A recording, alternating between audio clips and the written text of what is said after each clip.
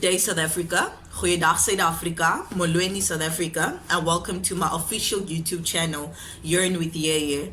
Today's makeup tutorial is based on a simple, natural look for short hair. As you can see, I have minimal makeup, pardon me, on, and I hope that you guys would like this look. Let me know what you think, and in the comment section down below, don't forget to like and subscribe, and lastly, don't forget to yearn. Keep yearning. Thank you. Mwah.